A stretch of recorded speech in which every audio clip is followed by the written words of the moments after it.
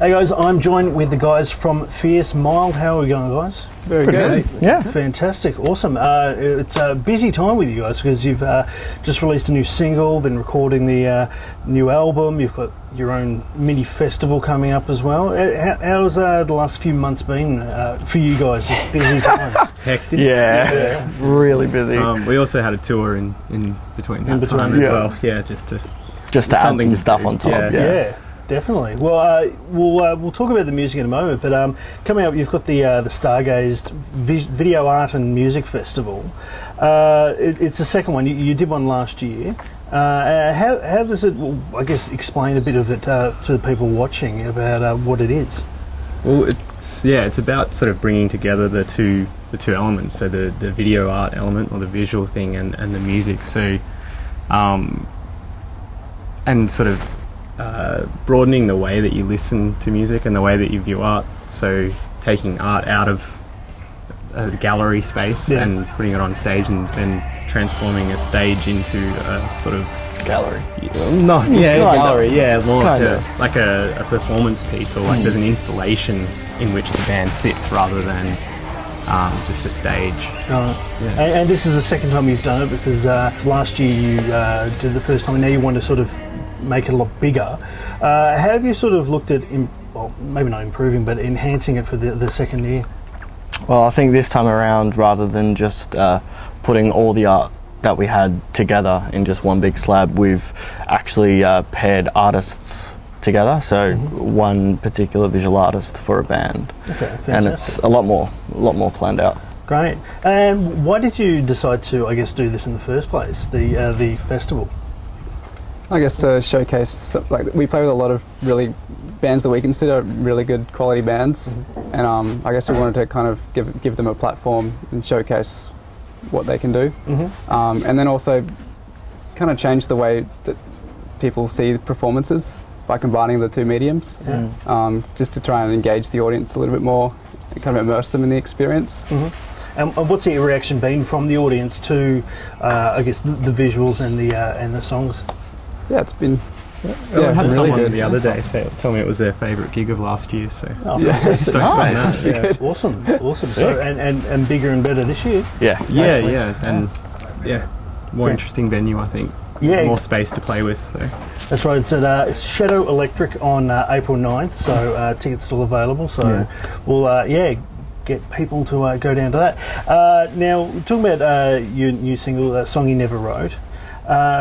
It's quite an interesting song. It's quite a moody track.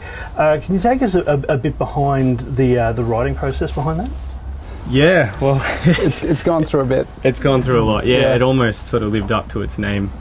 We got that frustrated with it the day we said, like, nah, that's it. Let's just put this on the shelf. We didn't play it for like 3 months. Yeah, the first kind of incarnation of it, we kind of just left it.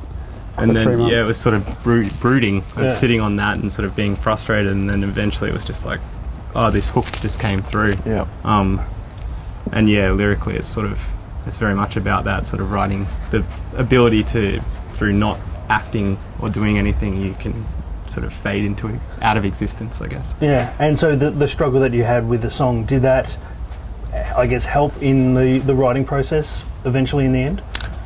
Yeah.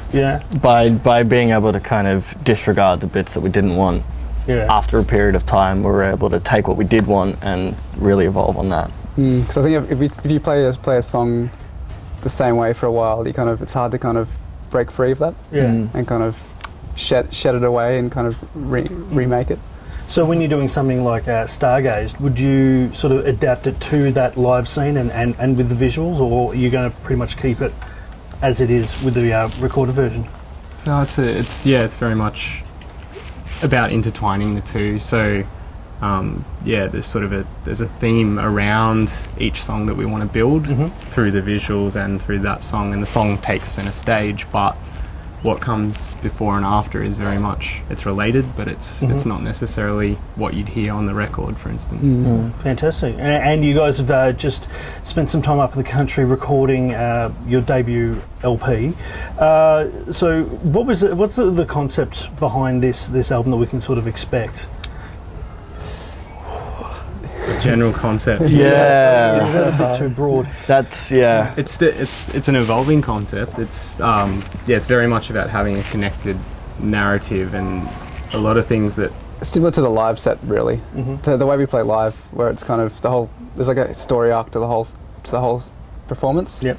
And I guess we're trying to capture that yeah, in the album. We've released a lot of singles, but we don't think people quite see that whole ebb and flow. You might tune into one element and be like, wow, that's a really heavy band, and then other elements and be like, wow, that's a really, really quiet, chilled out band. It's quite a dynamic. Yeah. So Yeah. So how in the recording process, how do you decide what does make the final cut when you've got maybe not so much conflicting, but I guess diverse sounds? How do you go, well, this might not fit amongst the others? I think the keys, what we're going to be working on is transitioning and placing them in the right order, I guess. So like certain songs, their story will kind of morph into the next, move to the next, and I think, in that way, we'll kind of make it work. Yeah, with some recurring themes and things. Sometimes as well, there's some things where we've left quite loose. There's some things that are very structured and ordered in the way we've sort of laid it in. So it's going to be very much about like deciding with the looser things. It's like it might be, well, that's not quite working in this context, but let's take it out and put it in somewhere else. We've got a few things that are sort of like separated themes that might keep recurring and like a transient sort of memory. Rightio. It might keep coming back to you. It's great. easy to listen. Well, when it comes, I guess, to the live side of things as opposed to the record, with the live side, you've always got a bit more freedom that you can sort of, I guess, arrange things, extend songs out, whereas with the record you have to be sort of strict in how you're going to start and finish the songs. For sure. Have you found that is being a really difficult part of the recording process, where to decide this is the final part? Absolutely, because when we play live it is almost one giant song. Yeah.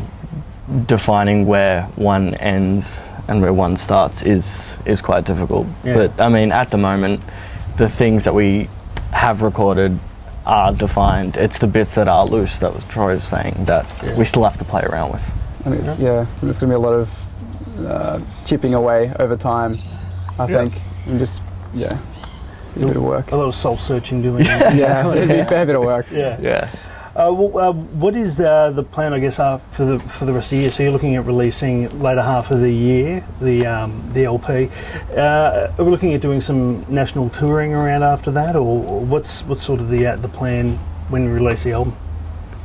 Basically, we sort of want to take the Stargazed concept a lot further. We're reaching out to a lot of artists and things in other cities at the moment, and looking at sort of taking that on a national level and potentially internationally from there. Fantastic.